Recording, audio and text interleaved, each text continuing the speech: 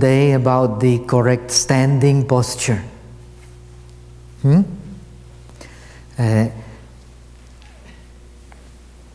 So let us stand.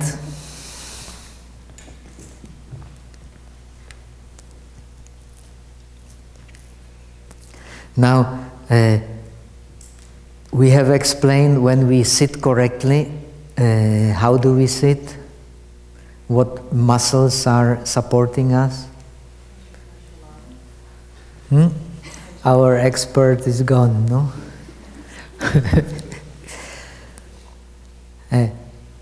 So when we stand correctly, again, our body is manifesting or is giving us information how to stand correctly. Only we are not listening to our body language because we have all kinds of ideas which prevent us to be one with nature. The nature has informed us how to stand correctly. However, due to our distorted habits, we do not stand correctly.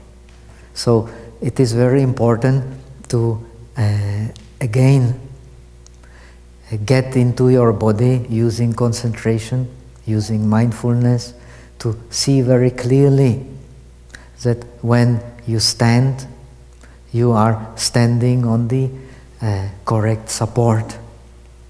Only when we are correctly supported, our body functions appropriately. If we not correctly supported, our body will get distorted informations. This is a scientific research. Now, when we stand correctly, I especially can feel it well because I have got a very distorted body due to accidents and due to misuse. When we stand correctly, how do we stand?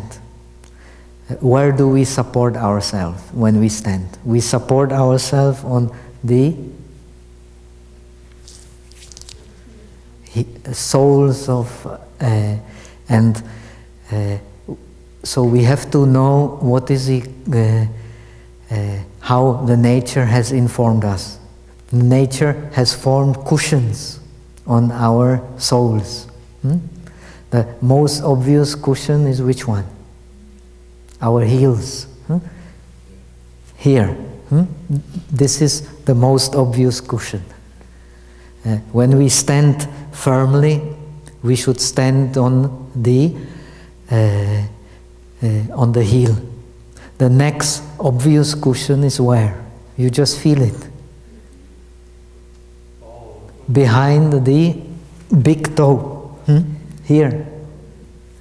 The third cushion is, you have to see it very clearly, wherever you can find stability.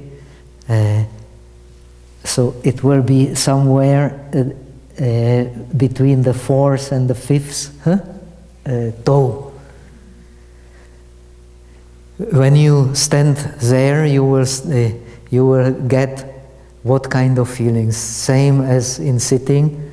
Your spine will lift naturally. When you stand correctly, your spine has tendency to lift up. Now try to stand on your toes and try to get feeling of the two cushions. Can you see them? Then try to stand on your heels. I cannot do it well because of my injury. And again, back on the toes and stand on the heels. Then try to walk on the heels, and when our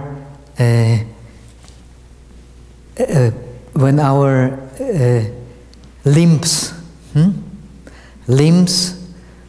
are closely connected with the spine. Our health depends on the health of the spine. All our inner organs are hanging on the spine. And the spine is connected with the limbs, the hands and the feet. Now, when our hands and feet have a correct structure, they will open like a fan. Both the hands and the feet, they will open like a fan.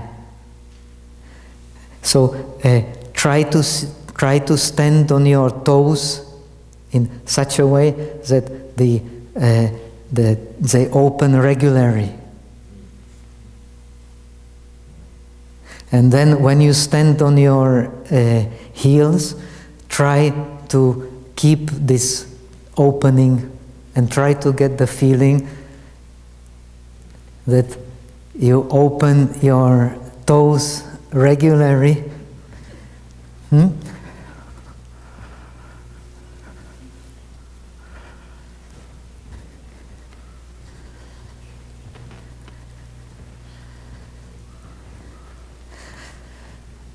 See where there is a deformation in this regular opening of the toes.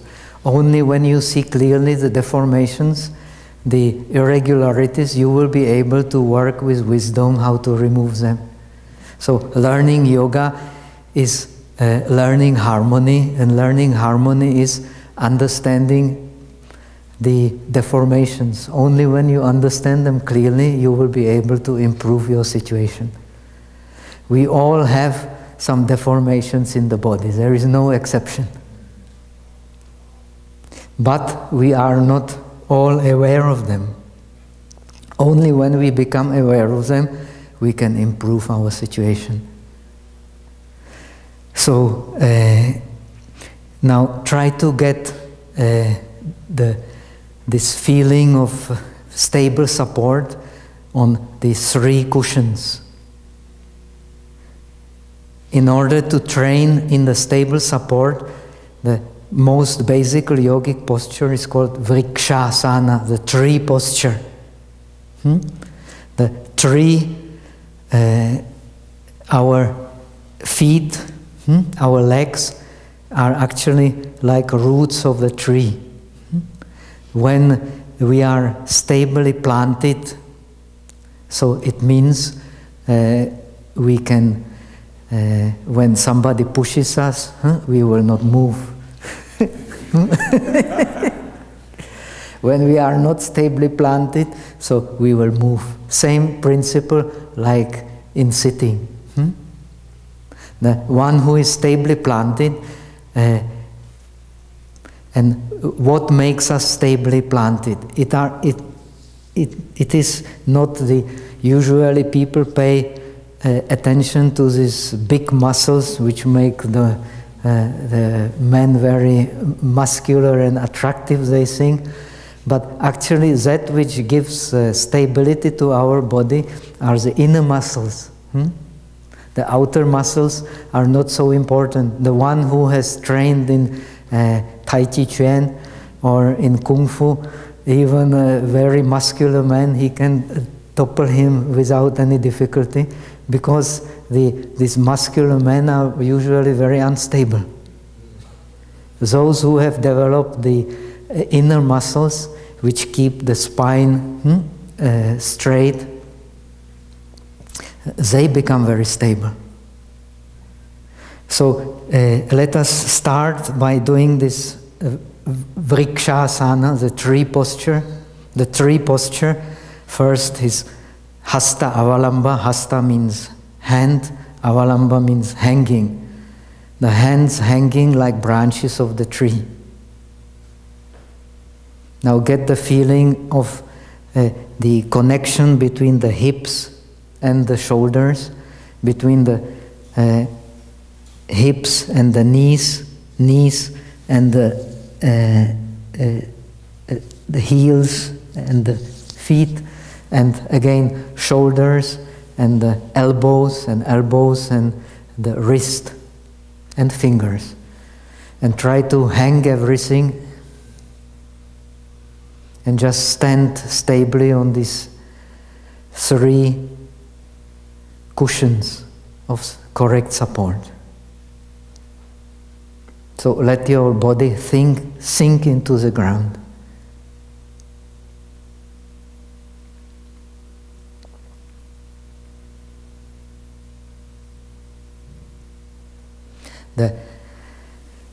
When we stretch, it is called Uttana Hasta. Ut means up, Tana means stretch, stretching up. Put your palms together and try to see clearly that from the wrist, the fingers open regularly.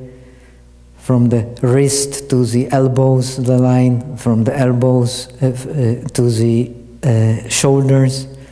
See the connection of the shoulders and the hips, where there are irregularities. See the connection between hips and the knees, and the heels and the toes.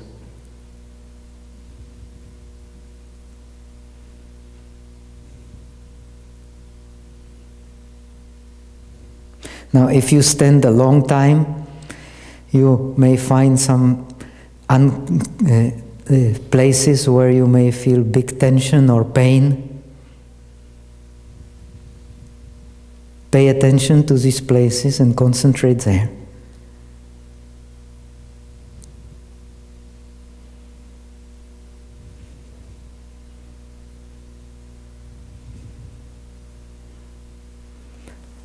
The next step is namaskaram. In India, as you know, the people greet each other in this way. In Buddhism also, Buddhism comes from India. We greet Kheshe, Gasho.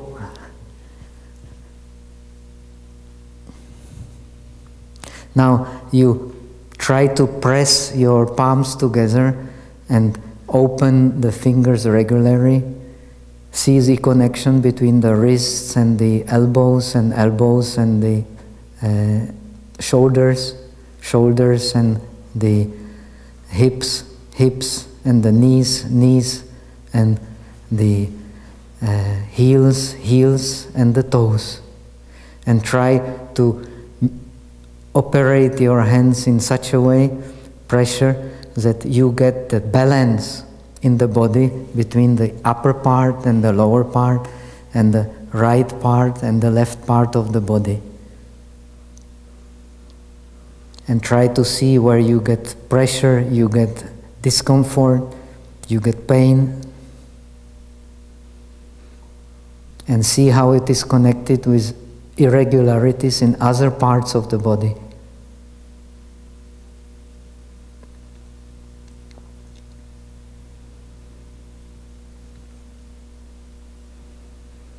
If you have, suppose, pain in your left elbow, it doesn't mean that left elbow has trouble. It may as well mean that the right elbow is in trouble. If you have pain in the left leg, it may not mean that the left leg has some deformation. The deformation may be in the right leg. They all connected, but the discomfort will manifest in a certain place according to the pressure. So you learn to manipulate that pressure so that you feel the harmony between the upper, lower, right and left part of the body. Try to close your eyes, concentrate completely. It is written in the yoga book that in old India they used to greet each other like this, and the meaning of the greeting is, I understand the original harmony, how about you? Nowadays, people do not know.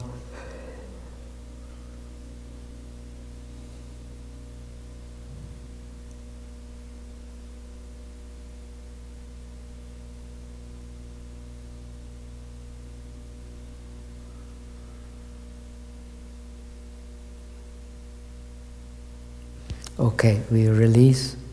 Now, the correct support will be even more, become more obvious when we do Eka Pada Vrikshasana. Eka means one, Pada means foot. One standing on one foot. Standing on one foot has two variations. The first is you put your heel, you fix your gaze in one place. When you fix your gaze, your body will become stable. Remember this principle in meditation.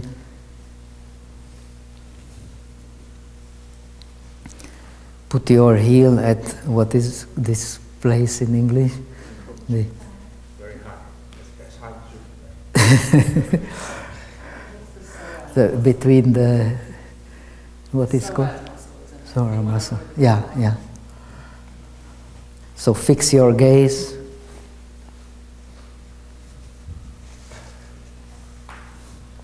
Let the feet hang. See where you get pressure, how it is connected with the soul, the three cushions, knee, hip.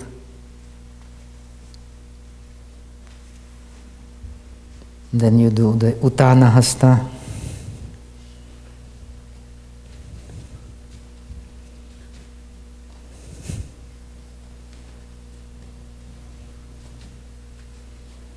And Namaskaram. Try to balance on the three cushions of correct support so that you get the better feeling of them and of their importance.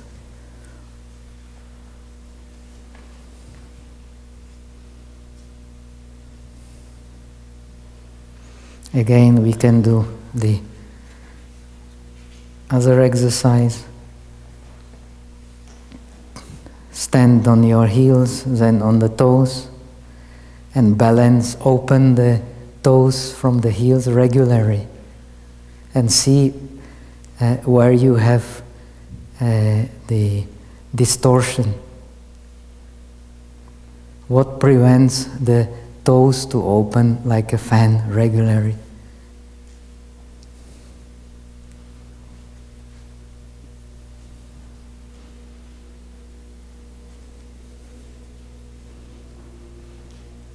The yoga is yoga when you use concentration. If you don't use concentration, it's no question of yoga. Please remember, it's just the gymnastics.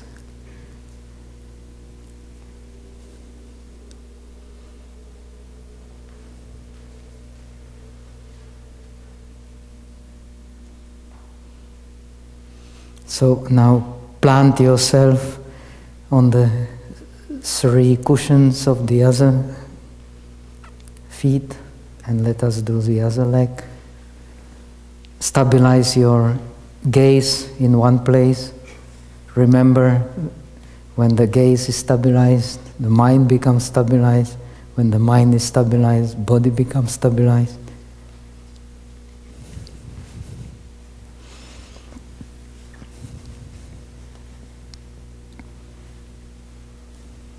Now try to balance on these three cushions. See where you get the best stability and what prevents the toes from opening regularly. Never mind balancing here or there. See where there is tension, where there is pain. These are the trouble places.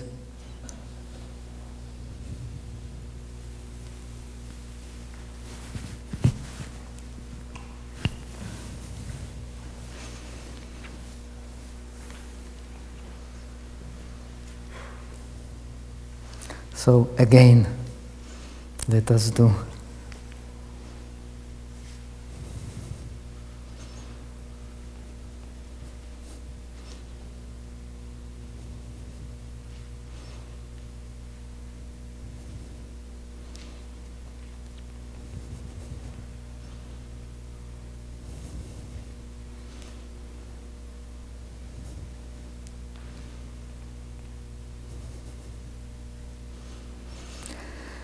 Now, when we learn yoga,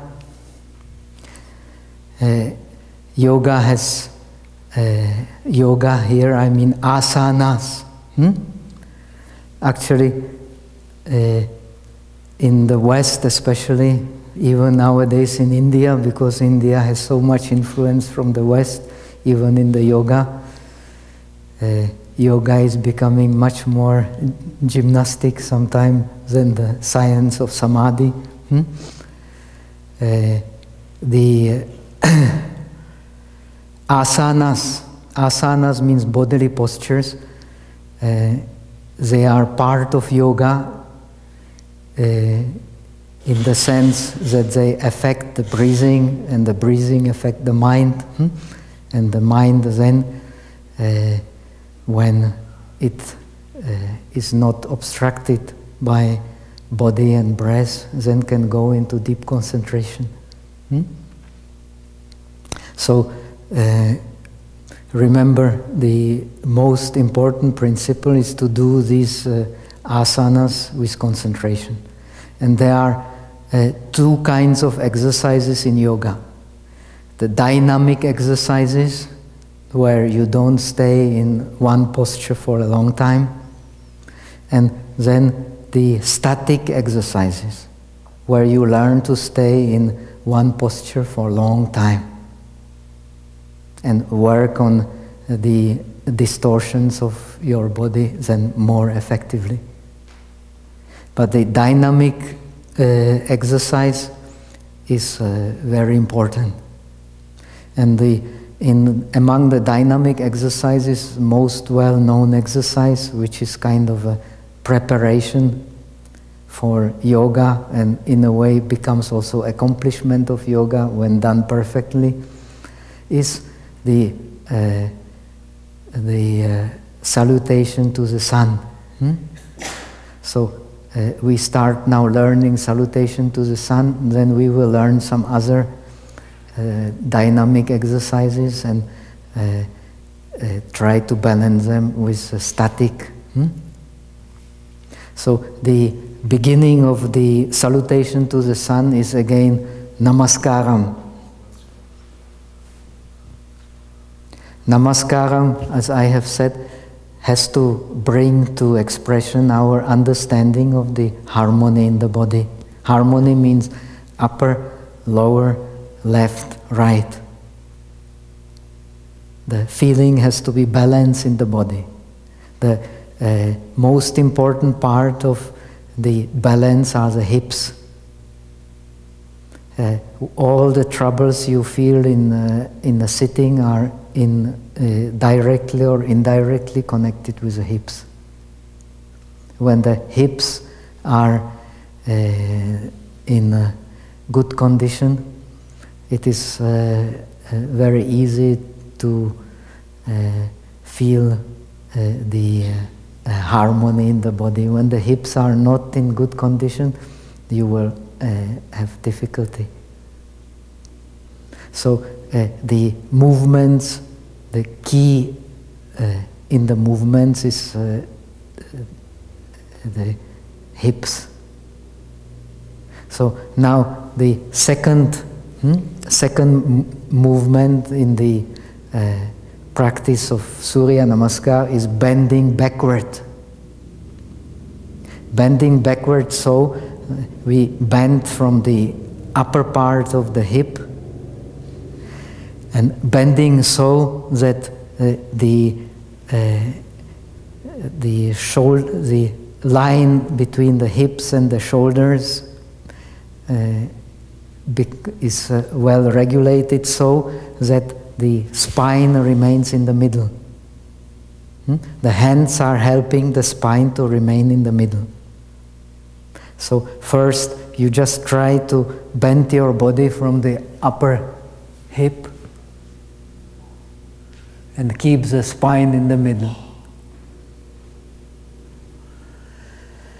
Now remember the tongue, also same in meditation. The tongue has a very important function in keeping the harmony of the body. When you meditate, what is called this Kehlkopf in German, this protruding apple, Adam's apple. You put the Adam's apple at the back, and the tongue at the back of the upper, then you will get a very clear picture of the spine. Unless you do that, you will not get a clear picture of the spine. Try to see it.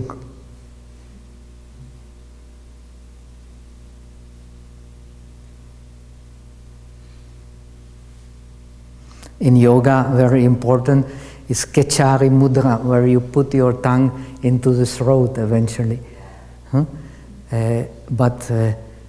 Just see this tendency when you put your tongue, and you will feel very clearly the deformations in the jaws, the upper and the lower jaws. We all have some kind of deformation of the upper and the lower jaw, which prevent the chin to be perfectly in the middle.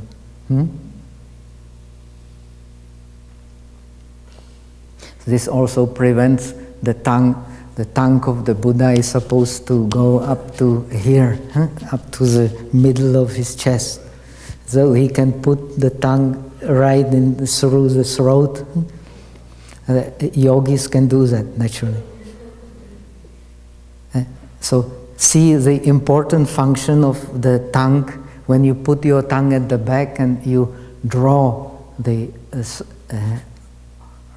Adam apple. You get a very clear picture of the spine. Can you see it? Now use your hands to keep the spine in the middle and bend backward. Always watching your breath.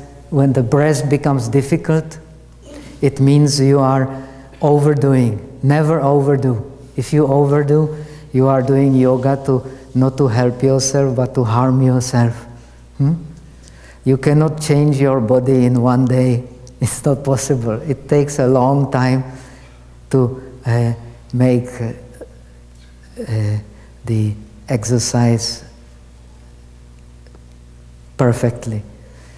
Just remember the principles. In India, the skillful yoga teachers, they make the students talk. When you can talk, hello, what did you eat yesterday? Are you fine? When you can talk without obstacles, it means you are doing the exercise correctly. When your talk is prevented, so becomes unnatural, it means you are using too much force. If you're using too much force, you cannot keep your concentration and you cannot keep the breath natural. So remember, yoga is not a gymnastics. Yoga is the skillful means for developing mindfulness and concentration. So just do it naturally, a little bit, never mind, but do it correctly. Draw the apple, Adam apple, backward, tongue into back, adjust your jaws. See how the jaws connected with the shoulders, shoulders with the elbows, elbows with the wrists, wrists with the fingers. Try to open your fingers regularly.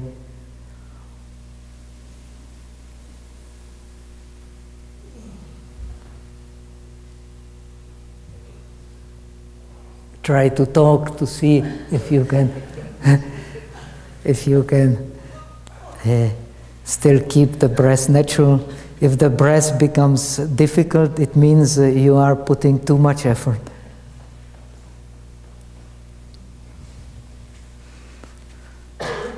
So we have started with step number 1, step number 2. Tomorrow we will continue. Om Yi Tobo.